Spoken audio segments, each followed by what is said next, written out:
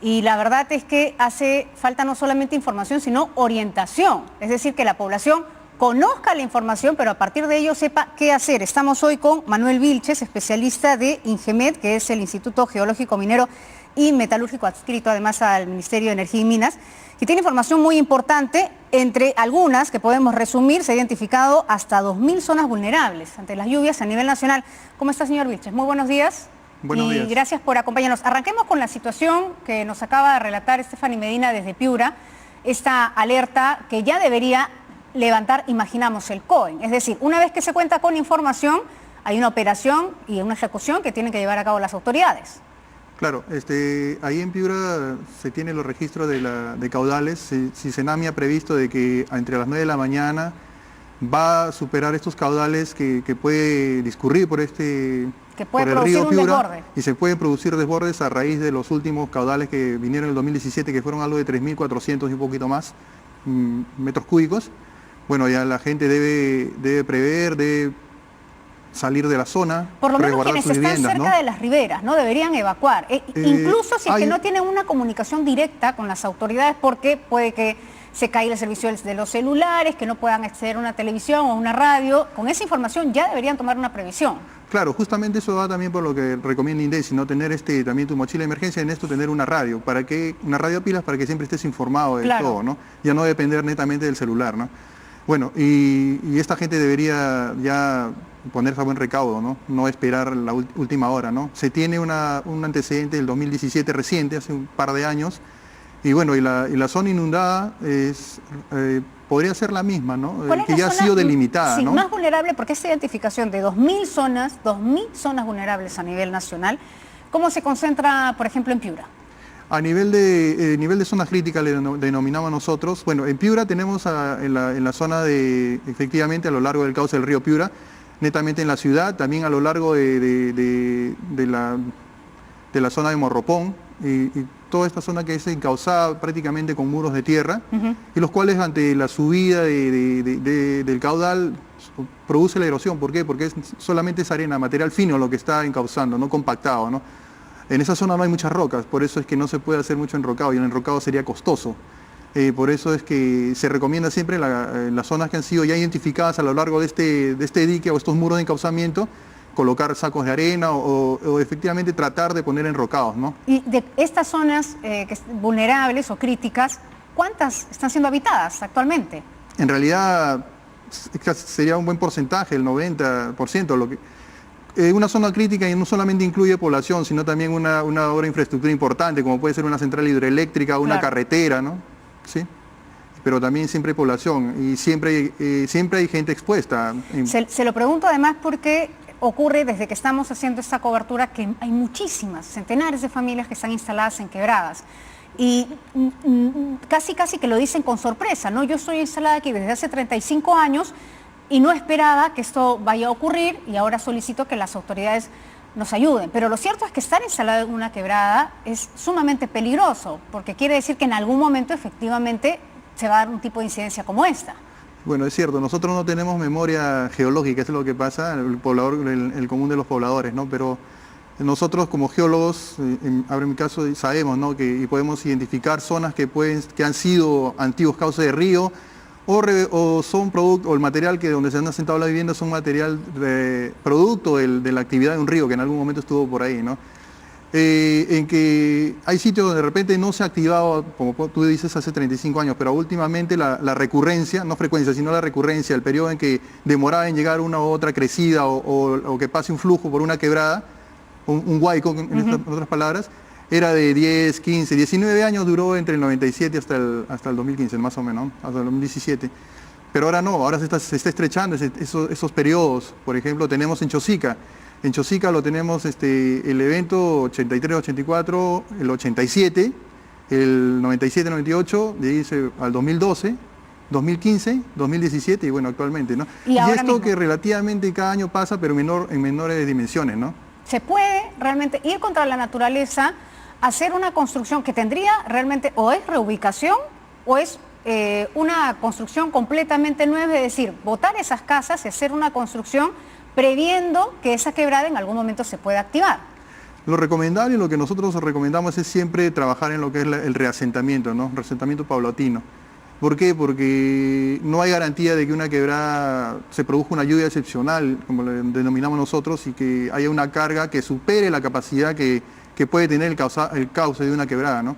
Un cauce que ha sido respetado, pero si este cauce ha sido impactado, ha sido rellenado con desmonte, le han construido viviendas, lo han desviado, inclusive lo han techado, como ocurre, como te escuchaba hace un momento de los cóndores, techan las quebradas, y encima de esto construyen viviendas, pues no hay flujo, no hay huaico que va a respetar, ¿no? Y va a ser afectado. Hablando, ¿no?, de Chosica, la preocupación casi siempre que ocurre algo en Chosica es San Juan del Lurigancho. Lo hemos vivido en el último fenómeno del Niño Costero y el riesgo permanente del huaico loro. ¿Qué se prevé para estos próximos días? Porque si ya estamos viviendo huaicos en Chosica, hay una situación, una eventualidad que además no se puede controlar porque es evidente. ¿Qué podría ocurrir en los próximos días en San Juan del Lurigancho? ¿Se tiene información técnica? Tenemos nosotros también justo en la zona de Huaico Loro se ha identificado también como una zona crítica, porque bueno, ya el 2017 fue afectada, igual también por problemas de desbordes principalmente, ¿no? Porque la carga que viene supera la capacidad del cauce, ¿no?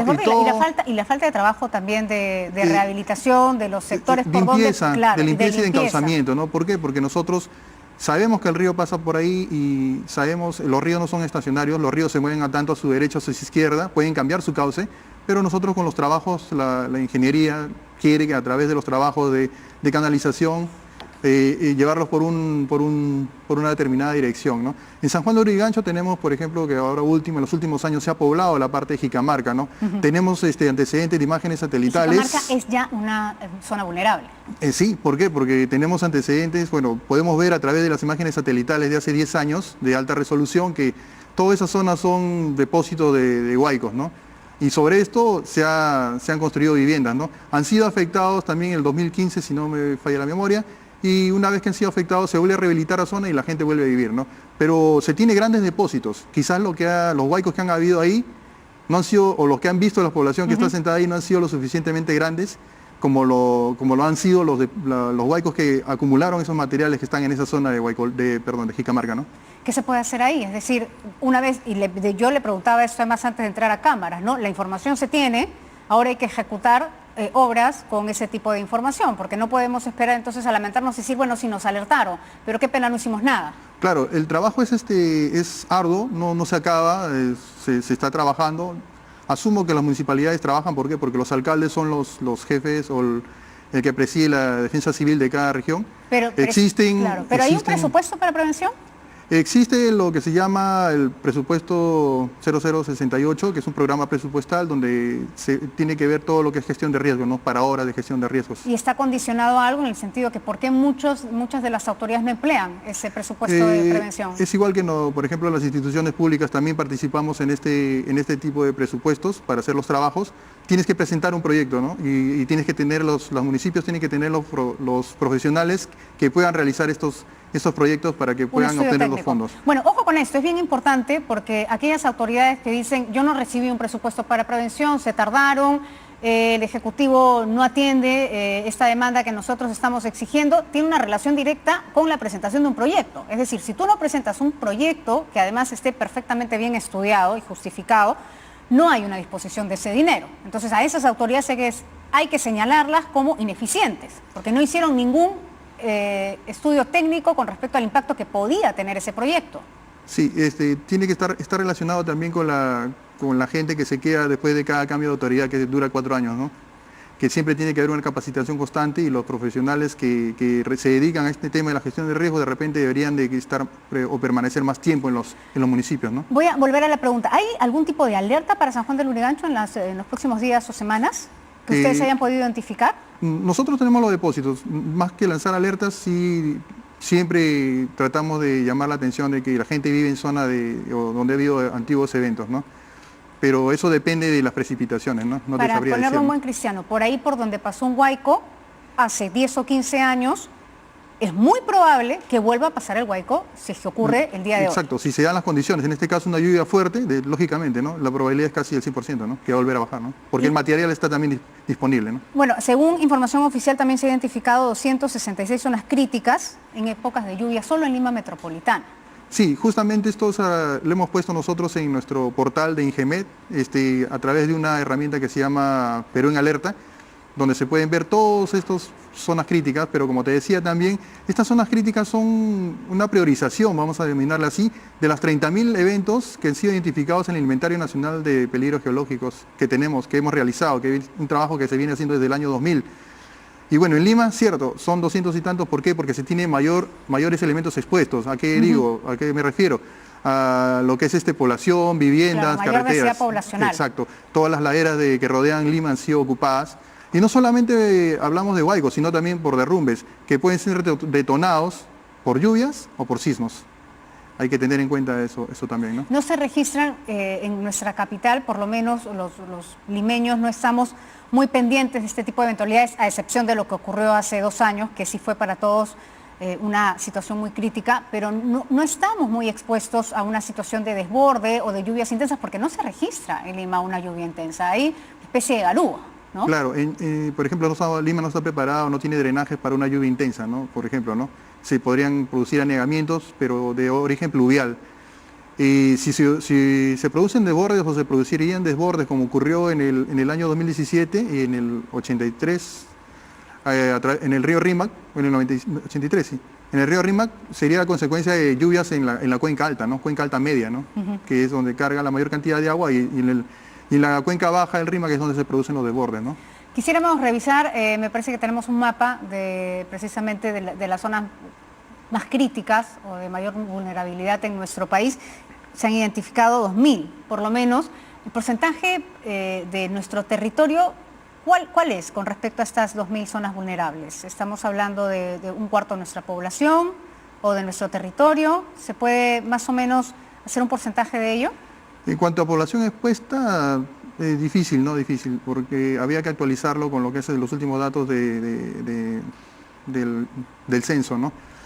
Pero sí se contempla grandes ciudades como son Arequipa, tenemos la parte de Cusco, Urubamba. Ampliar ese mapa. Tenemos Cajamarca también. Sí, justamente esa herramienta que, como te comentaba, que se llama Perú en Alerta, donde puede tanto por la... A ver, lo tenemos aquí. Tanto la gente así como las autoridades pueden acceder a la herramienta. Los puntos que están resaltando son las zonas críticas, pero también ves otros puntos que son el Inventario Nacional de Peligros Geológicos, que te denomino, ¿no? Aquellas que están resaltando son zonas críticas por Huayco, ¿verdad? Por Huayco, por deslizamientos o por derrumbes. Claro. Sí. Y si tú le haces un zoom a cada región, puedes obtener un mayor detalle de los puntos o de las zonas que son afectadas, así como también si le das un clic, claro, puedes obtener la información que se ha generado para cada región, ¿no? Así como también si los estudios son a nivel de ciudad o de cuencas, también lo puedes observar y también se puede descargar de la página web, ¿no? Esta información es muy útil tanto para los alcaldes como para los gobernadores, ¿no? Claro, para las autoridades es de vital importancia, porque además ahí pueden identificar si hay una población muy vulnerable, si se trata de un sector que no tiene densidad poblacional, ¿verdad? Con lo cual más bien hay que hacer un monitoreo de las carreteras, como usted lo ha mencionado. Una zona crítica es también una carretera, una vía. ¿Por qué? Porque se interrumpe la vía, claro, y bloquea, por ejemplo, el paso tanto de la población, así como también de productos, ¿no? Como podría ser en la carretera central o otras carreteras, ¿no? ¿Cuántas autoridades le piden información al Ingemet? En realidad, muchas autoridades, porque aparte de que nosotros generamos esta información que publicamos en este portal, también hacemos evaluaciones puntuales de sitios que nos solicitan los gobernadores, así como los alcaldes, directamente para justamente las declaratorias de emergencia, ¿no? Ellos necesitan estos informes técnicos para hacer la declaratoria de emergencia y que puedan tener fondos también para poder hacer obras de prevención, ¿no? ¿Cada cuánto se va actualizando esta información? La actualización es constante, ¿no? ¿Por qué? Porque tenemos cada vez, si empezamos en el 2000 existía un tipo de imágenes, un tipo de herramientas, ya estamos en el 2018, existen nuevas herramientas y esto nos permite actualizar. Y además de que la Tierra no es constante, siempre está evolucionando. un deslizamiento o un huaico evoluciona y afecta y eso lo tenemos que ir renovando y actualizando constantemente. No, y además hay que ver el territorio afectado o de posible afectación en su real dimensión, y eso tiene que ver no solamente con densidad poblacional, sino con la condición que han sido construidas las viviendas, ¿no? Exacto. Porque ahí es donde hay una afectación. Sí, porque si tenemos una zona o viviendas asentadas en una zona de huaico, más afectada, si es que el huaico o la quebrada tiene horas de protección en la cuenca, como ocurre en Chosica, en la cuenca alta media, va que la carga sólida es retenida por estas Claro. mallas o estos muros de encauzamiento, pero muros de protección. Las Pero geomallas. exacto. Pero la carga de fluidos o sedimentos baja y va a afectar lógicamente con mayor impacto a una vivienda que está construida con material O un puente de madera. Un puente de madera, una vivienda de madera, ¿no? Que a uno de material noble, ¿no? Bueno, le agradecemos mucho a Manuel Vilches, quien es especialista del Instituto Geológico Minero y Metalúrgico, que está adscrito al Ministerio de Energía y Minas. Hay información, hay documentación, hay estudios técnicos, lo que falta es que las autoridades tomen esta información y ejecuten finalmente esos trabajos de prevención. Gracias por estar con nosotros. Son las 8:02, hacemos una pausa.